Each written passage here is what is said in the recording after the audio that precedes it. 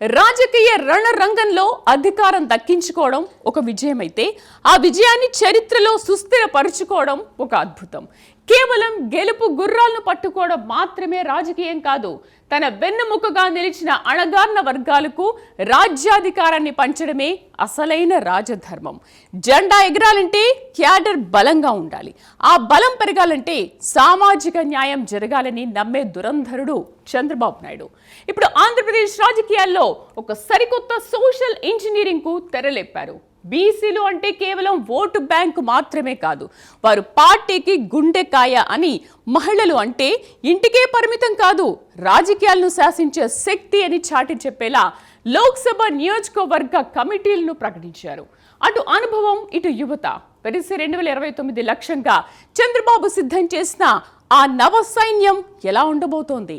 సామాజిక సమీకరణాల చదరంగంలో ప్రత్యర్థులకు అందనంత ఎత్తులో అధినేత వేసిన ఆ మాస్టర్ ప్లాన్ ఏంటి? విశ్వసనీయతకు దక్కిన గౌరవం, త్యాగాలకు దక్కిన పురస్కారంగా సాగిన ఆ విశేషాలేంటో ఇప్పుడు చూద్దాం.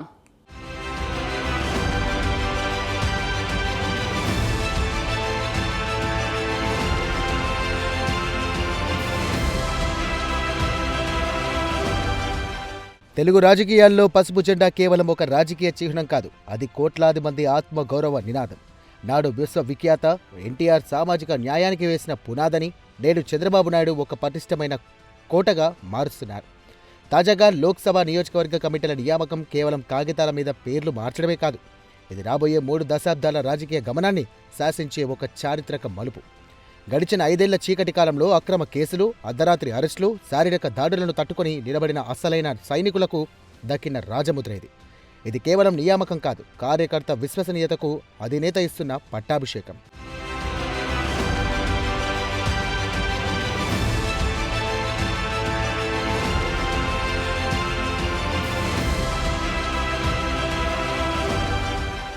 ముఖ్యమంత్రి చంద్రబాబు నాయుడు ఒక నిర్ణయం తీసుకున్నారంటే దాని వెనుక కొన్ని వందల గంటల మేధోమదనం ఉంటుంది.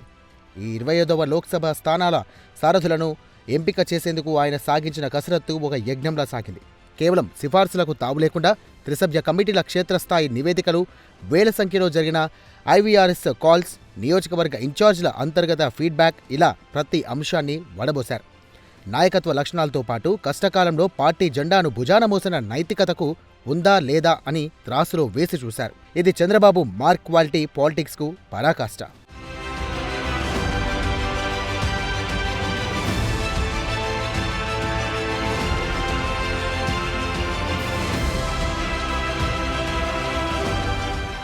టీడీపీకి వెన్నుముక వెనుకబడిన వర్గాలే అని చరిత్ర చెబుతోంది.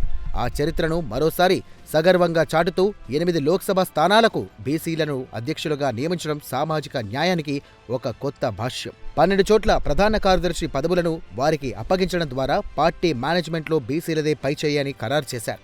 రాజకీయాల్లో బీసీలు అంటే కేవలం జెండాను మోసేవారు కాదు, జెండాను శాసించే స్థాయికి వారు ఎదగాలన్నదే బాబు సంకల్పం. అధికారం ఉన్నప్పుడే కాదు, పార్టీ అంతర్గత పదవుల్లోనూ వారికి సింహభాగం కేటాయించడం ద్వారా వెనకబడిన వర్గాల గుండెల్లో టీడీపీ తన స్థానాన్ని చెక్కు చెదరకుండా చేసుకుంది.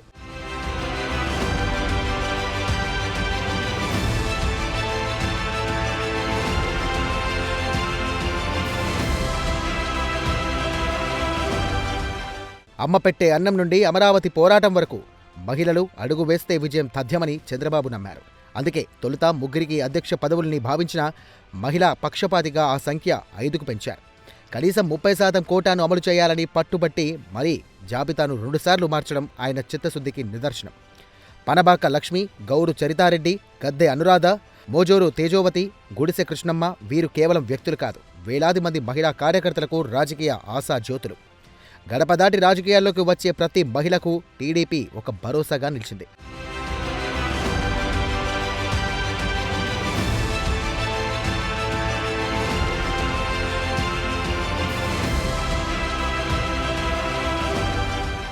గత ప్రభుత్వ హయాంలో వేధింపులు ఒక ప్రవాసనంలా సాగాయి. అక్రమ కేసులు బనాయించినా, జైలు గడప తొక్కించినా, లాఠీ దెబ్బలకు వెరవకుండా రోడ్డెక్కిన కార్యకర్తలే నేడు ఈ పదవులకు అర్హులయ్యారు. జగన్ సర్కారు అరాచకాలను ఎదిరించి ఎస్సీ, ఎస్టీ, బీసీ, మైనార్టీల పక్షాన నిరసన గలం వినిపించిన సామాన్య కార్యకర్తలను వెతికి పట్టుకొని మరీ అధ్యక్ష పీఠాలపై కూర్చోబెట్టారు. నువ్వు పార్టీ కోసం నిలబడితే పార్టీ నీ కోసం 100 రెట్లు నిలబడుతుంది అనే సందేశాన్ని ఈ నియామకాలు స్పష్టం చేస్తున్నాయి. ఇది త్యాగాలకు దక్కిన గుర్తింపు. ఇది పోరాట యోధులకు చంద్రబాబు ఇస్తున్న గ్రాండ్ సెల్యూట్.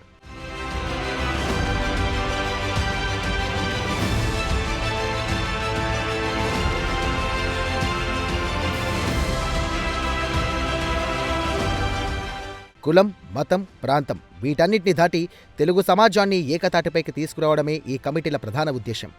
ఓసీలకు 11, ఎస్సీలకు 4, ఎస్టీలు, మైనార్టీలకు సముచిత స్థానం కల్పించడం ద్వారా అందరినీ భాగస్వాములుగా చేశారు. ప్రధాన కార్యదర్శులు పదవుల్లో ముస్లిం మైనార్టీలకు 3 చోట్ల అవకాశం ఇవ్వడం ద్వారా వారి పార్టీలో అంతర్భాగమని నిరూపించారు. సామాజిక సమీకరణలు తూకం వేసినట్టు సరితూచి ఎక్కడ ఎవరికి అన్యాయం జరగకుండా చంద్రబాబు వేసిన ఈ సోషల్ ఇంజనీరింగ్ ప్రత్యర్థి పార్టీల మైండ్ బ్లాక్ చేస్తోంది. ఇది కేవలం కలయిక కాదు, బలమైన సామాజిక ఐక్యత.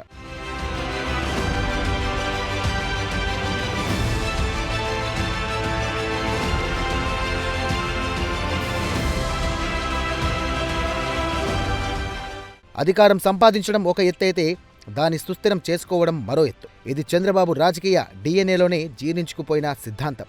రేపు కేంద్ర ప్రభుత్వం చేపట్టబోయే కులగణనలో బీసీల అసలు లెక్కలు తేలబోతున్నాయి. ఈ మార్పును ముందే పసగట్టిన రాజకీయ ధురంధరుడు తన ఫ్యూచర్ విజన్కు పదును పెట్టారు. సామాజిక విప్లవానికి తగ్గట్టుగా బీసీలను యుద్ధ తంత్రంలోకి ముందు వరుసలో నిలబెట్టారు. ఇది సామాజిక చదరంగంలో ప్రత్యర్థులకు అందనంత ఎత్తులో వేసిన స్కెచ్. సీనియారిటీ అంటే వయసు కాదు, మారుతున్న కాలం కంటే 10 అడుగుల ముందే ఉండే ఆలోచనని మరోసారి నిరూపించారు.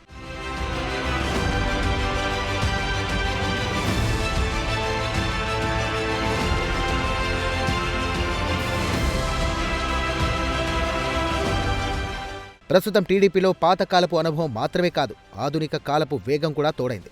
నారా లోకేష్ చేపట్టిన యువగలం పాదయాత్రలో క్షేత్రస్థాయిలో పార్టీ కోసం పనిచేసిన ఎంతో మంది యువకులను ఈ కమిటీలోకి తీసుకున్నారు. ఎమ్మెల్యేలు బాడేటి రాధాకృష్ణ, ముక్కు ఉగ్ర నరసింహారెడ్డి, ఎంఎస్ రాజు వంటి అనుభవజ్ఞులైన బాధ్యులను చేస్తూనే వారి కింద యువ రక్తాన్ని ప్రోత్సహించారు. 2029 లక్ష్యంగా యువ నాయకత్వాన్ని తయారు చేయడం కోసం ఇదొక పొలిటికల్ వర్క్షాప్. రేపటి తరం నాయకులు చంద్రబాబు క్రమశిక్షణలో లోకేష్ వేగంతో ఇక్కడే తయారవుతున్నారు.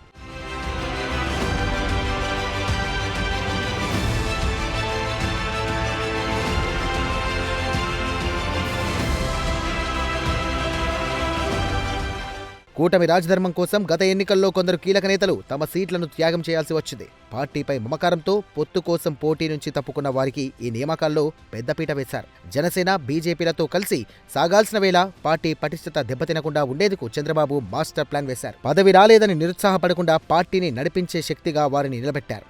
త్యాగం వృధా పోదని, క్రమశిక్షణే శ్రీరామరక్ష అని ఈ నిర్ణయం ద్వారా పార్టీ క్యాడర్కు బలమైన సంకేతం పంపారు.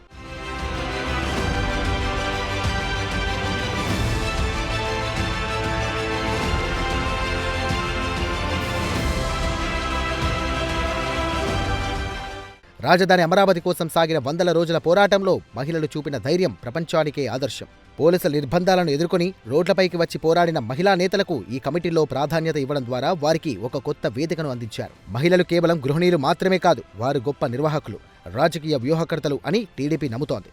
భవిష్యత్తులో స్థానిక సంస్థల నుండి పార్లమెంటు వరకు మహిళా నాయకత్వాన్ని మరింత బలోపేతం చేసే దిశగా వేసిన ఇదొక విప్లవాత్మక అడుగు.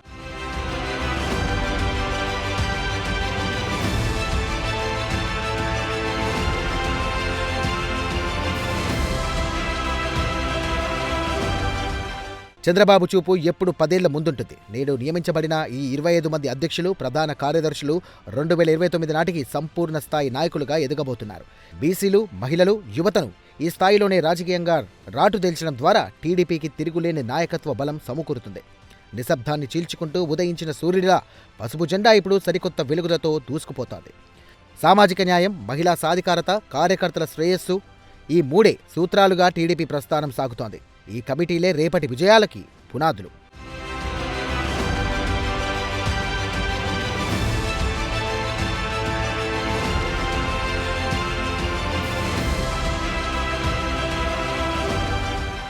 రాజకీయాల్లో సామాజిక న్యాయం అనేది చాలా మందికి ఒక ఎన్నికల నినాదం. కానీ తెలుగుదేశం పార్టీకి ఇది ఒక జీవన విధానం. లోక్సభ నియోజకవర్గాల నియామకాల వెనుక ఉన్న అసలు ఉద్దేశం అణగారిన వర్గాల చేతికి అధికార దండాన్ని అందించడం. కేవలం ఓటు అడిగినప్పుడు మాత్రమే వెనుకబడిన వర్గాలను గుర్తుంచుకోవడం కాకుండా నిర్ణయాలు తీసుకుని పీఠాలపై వారిని కూర్చోబెట్టడం ద్వారా చంద్రబాబు ఒక చారిత్రక విప్లవానికి తెరలేపారు. ఎస్సీ, ఎస్టీ, బీసీ, మైనార్టీలకు ఈ స్థాయిలోనే పెద్దపీట వేయడం అంటే అది ఆయా సామాజిక వర్గాల ఆత్మగౌరవాన్ని ఆకాశమంత ఎత్తున నిలబెట్టడమే. ఇది ఒక వర్గానికి ఇచ్చిన పదవి కాదు, తరతరాలుగా రాజకీయాలకు దూరంగా ఉన్న సబండ వర్గాలకు ఇచ్చిన భరోసా.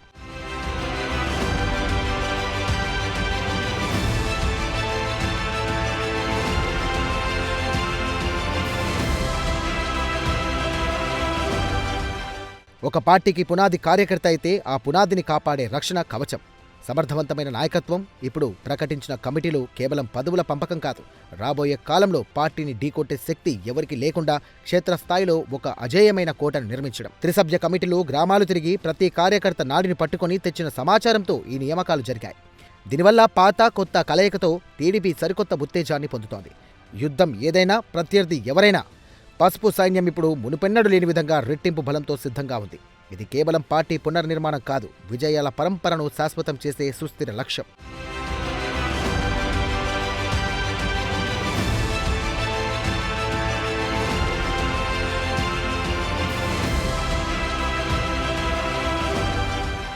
అధికారం చేతిలో ఉంది కదా అని విశ్రాంతి తీసుకునే రకం కాదు చంద్రబాబు నాయుడు. ప్రభుత్వం అమలు చేసే సంక్షేమ పథకాలు, అభివృద్ధి ఫలాలు ప్రతి గడపకు చేరాలంటే పార్టీ యంత్రాంగం ప్రభుత్వానికి వారధిలా ఉండాలని ఆయన నమ్మారు. ఆ గురుతర బాధ్యతను ఇకపై వీరికి అప్పగించనున్నారు. అటు నియోజకవర్గ ఇన్ఛార్జీలు, ఇటు ఎమ్మెల్యేలతో సమన్వయం చేసుకుంటూ ప్రజల సమస్యలను ఎప్పటికప్పుడు ప్రభుత్వ దృష్టికి తీసుకువెళ్లే ఒక లైవ్ ఛానల్గా ఈ కమిటీలు పనిచేయబోతున్నాయి. పార్టీని తిరుగులేని శక్తిగా మార్చడమే కాకుండా ప్రజల గుండెల్లో టీడీపీని ఒక శాశ్వత ముద్రగా మార్చేందుకు ఈ నియామకాలు ఒక వారధిలా ఉపయోగపడతాయి. పార్టీ వేరు, పాలన వేరు కాదు, ప్రజల కోసం రెండూ ఒకటే అనే సంకేతాన్ని చంద్రబాబు తన మార్క్ వ్యూహంతో స్పష్టం చేశారు.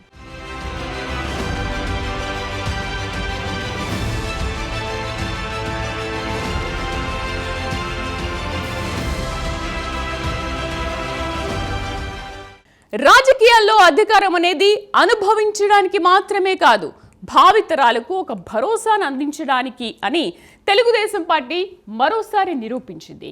లోక్సభ నియోజకవర్గాలకు నాయకులను ఎంపిక అనేది కష్ట నష్టాలను ఓర్చుకుని పార్టీ జెండాను మోసిన సామాన్య కార్యకర్తకు దక్కిన గౌరవం. బీసీలు, మహిళలు, యువతకు రాజ్యాధికారంలో అగ్రతాంబూలం ఇచ్చారు. చంద్రబాబు వేసిన ఈ అడుగు కేవలం భవిష్యత్ ఎన్నికల కోసం మాత్రమే కాదు, రాబోయే కాలంలో తెలుగు గడ్డపై పసుపు జెండాను అజేయంగా నిలబెట్టే ఒక వ్యూహాత్మక నిర్మాణం. నమ్ముకున్న గుండెలను కూడా గుండెల్లో పెట్టుకుంటానని అధినేత పంపిన ఈ సంకేతం ఇప్పుడు రాష్ట్ర వ్యాప్తంగా చర్చనీయాంశమవుతుంది. మరి ఈ సామాజిక ప్రయోగం ఆంధ్రప్రదేశ్ రాజకీయాల్లో ఎలాంటి పెను మార్పులకు దారితీస్తుందో, రాబోయే రోజుల్లో ఎలాంటి ఆవిష్కరణలకు దారితీస్తుందో వేచి చూడాలి.